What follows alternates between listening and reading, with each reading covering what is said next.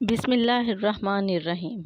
قرآن مجید میں مختلف مقامات پر حضرت آدم علیہ السلام کی پیدائش کا ذکر۔ سورہ بقرہ میں اللہ تعالیٰ فرماتے ہیں، اور جس وقت تیرے رب نے فرشتوں سے فرمایا کہ بے شک میں زمین میں اپنا ایک نائب بنانے والا ہوں، تو فرشتوں نے عرض کیا کہ اے ہمارے رب، کیا تو ایسے شخص کو نائب بنائے گا جو زمین میں فساد کرے گا اور خون ریزی کرے گا؟ حالانکہ ہم تیری حمد کے ساتھ تیری خوبی اور پاکیزگی بیان کرتے ہیں۔ اللہ تعالیٰ نے فرمایا کہ جو میں اس میں مصلحت جانتا ہوں وہ تم نہیں جانتے۔ اسی طرح اللہ تعالیٰ نے سورہ حجر میں فرمایا، اور ہم نے انسان کو کھنکھناتے سڑے ہوئے گارے سے پیدا کیا ہے، اور جنوں کو اس سے پہلے بے دھوئیں کی آگ سے پیدا کیا تھا۔ اور جب تمہارے پروردگار نے فرشتوں سے فرمایا کہ میں کھنکھناتے سڑے ہوئے گارے سے ایک بشر بنانے والا ہوں، تو جب میں اس کو صورت انسانیت میں درست کر لوں اور اس میں اپنی بے بہا چیز یعنی روح پھونک دوں تو اس کے آگے سجدے میں گر پڑنا۔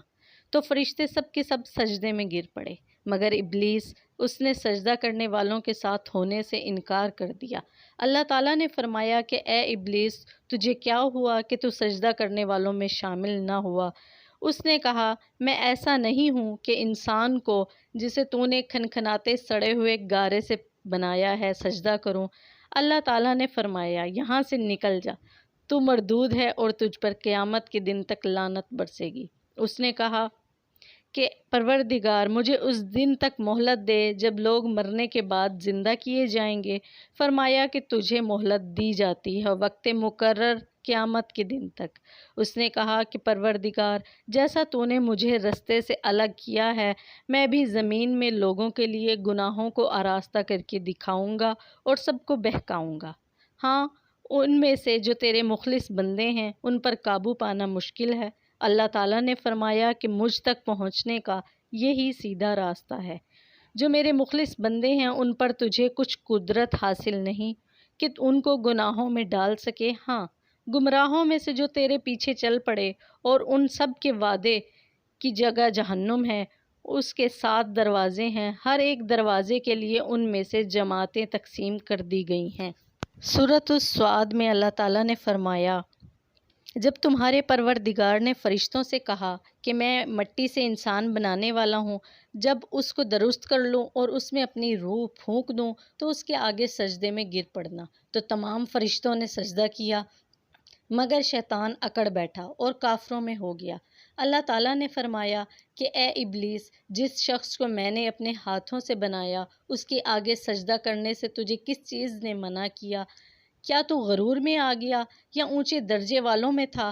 بولا کہ میں اس سے بہتر ہوں، تو نے مجھے آگ سے پیدا کیا اور اسے مٹی سے بنایا۔ مسند احمد میں روایت ہے کہ آپ صلی اللہ علیہ وآلہ وسلم نے فرمایا، اللہ تعالیٰ نے آدم علیہ السلام کو تمام زمین میں سے جمع کی گئی مٹھی بھر خاک سے پیدا فرمایا۔ آدم علیہ السلام کی اولاد بھی طرح طرح کی مٹی کے مطابق پیدا ہوئی، ان میں سفید فام بھی ہیں، سرخ بھی اور سیاہ فام بھی، اور ان کے درمیانی رنگوں کے بھی۔ اسی طرح نیک اور بد، نرم خو اور سخت طبیعت اور درمیانی طبیعت والے۔ اللہ تعالیٰ نے آدم علیہ السلام کو اپنے ہاتھ سے پیدا فرمایا تاکہ ابلیس آپ علیہ السلام سے بڑائی کا دعویٰ نہ کرے، چنانچہ اس نے آپ کو انسانی صورت میں پیدا فرمایا۔ آپ جمعہ کے دن جس کی مقدار 40 سال تک تھی، مٹی کے بنے ہوئے ایک جسم کی صورت میں پڑے رہے۔ فرشتے پاس سے گزرتے تھے تو اس جسم کو دیکھ کر ڈر جاتے تھے۔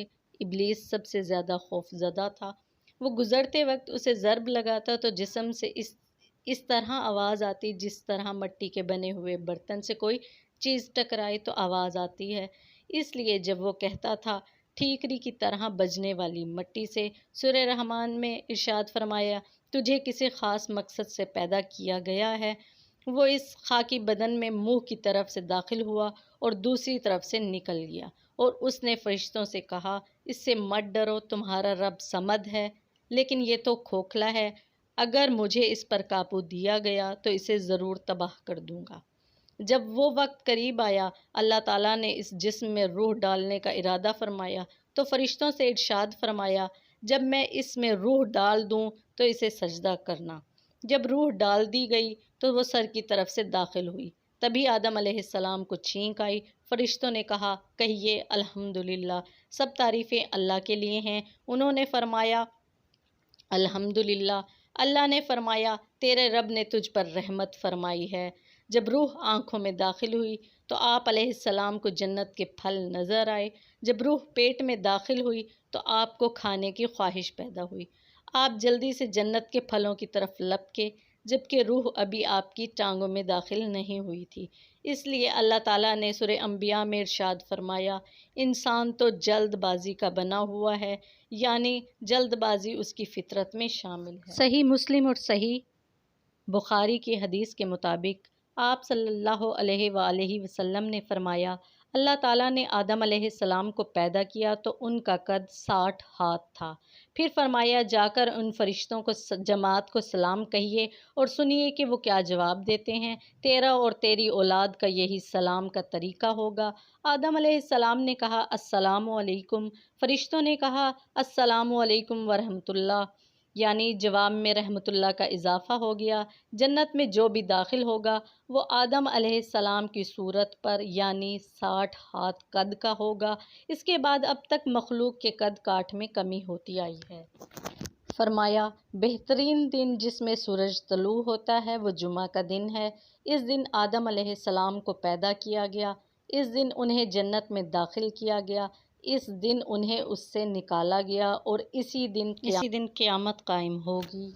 سورہ بقرہ میں اللہ تعالیٰ فرماتے ہیں، اور جب ہم نے فرشتوں کو حکم دیا کہ آدم کے آگے سجدہ کرو تو وہ سب سجدے میں گر پڑے، مگر شیطان نے انکار کیا اور غرور میں آ کر کافر بن گیا۔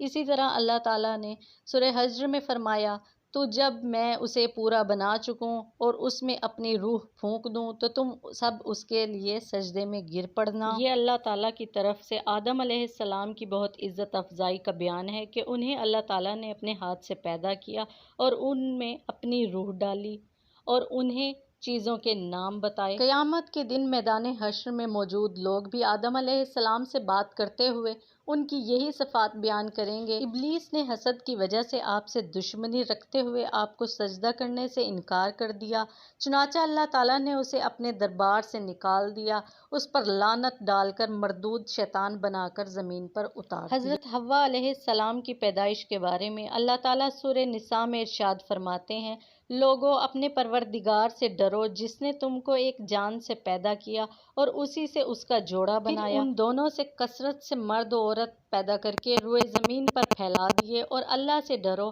جس کے نام کو تم اپنی حاجت روائی کا ذریعہ بناتے ہو اور قطع رحمی سے بچو، کچھ شک نہیں کہ اللہ تمہیں دیکھ رہا ہے۔ حوا علیہ السلام کو آدم علیہ السلام کی بائیں طرف کی چھوٹی پسلی سے پیدا کیا گیا، جبکہ آپ علیہ السلام سو رہے تھے اور پسلی کی جگہ کو گوشت سے پر کر دیا گیا۔ ایک اور جگہ ارشاد فرمایا، عورتوں سے حسن سلوک کی نصیحت قبول کرو کیونکہ وہ پسلی سے پیدا کی گئی ہیں، اور سب سے ٹیڑھی پسلی وہ ہے جو سب سے اوپر والی ہے۔ اگر تو اس پسلی کو سیدھا کرنا چاہے گا تو اسے توڑ بیٹھے گا، اور اگر اسے چھوڑ دے گا تو ٹیڑھی رہے گی۔ اس لیے عورتوں سے حسن سلوک کی نصیحت قبول کرو، یعنی میں تمہیں نصیحت کرتا ہوں کہ عورتوں سے نرمی اور حسن سلوک کا برتاؤ۔ ایک جگہ ارشاد فرمایا، تو اور تیری بیوی جنت میں رہو۔ ان الفاظ سے معلوم ہوا کہ حضرت حوا علیہ السلام کو آدم علیہ السلام کے جنت میں داخل ہونے سے پہلے تخلیق کیا جا چکا تھا۔ ابلیس کو جنت سے نکال دیا گیا اور آدم علیہ السلام کو وہاں آباد کر دیا گیا۔ آپ جنت میں اکیلے گھومتے پھرتے تھے، ان کا کوئی ساتھی نہ تھا جس سے انہیں تسکین حاصل ہوتی۔ ایک بار وہ سوئے ہوئے تھے، جب جاگے تو دیکھا کہ ان کے سر کے پاس ایک خاتون بیٹھی ہیں۔ انہیں اللہ نے آپ کی پسلی سے پیدا فرمایا تھا۔ آپ علیہ السلام نے فرمایا، تو کون ہے؟ انہوں نے کہا، عورت ہوں۔ فرمایا، تجھے کس لیے پیدا کیا گیا ہے؟ کہا، تاکہ آپ مجھ سے تسکین حاصل کریں۔ فرشتوں نے جو آدم علیہ السلام کے علم کی وسعت معلوم کرنا چاہتے تھے، کہا، آدم اس کا نام کیا ہے؟ انہوں نے فرمایا، حوا۔ انہوں نے کہا، اس کا نام حوا کیوں ہے؟ فرمایا، کیونکہ وہ ایک زندہ وجود سے پیدا کی گئی ہیں۔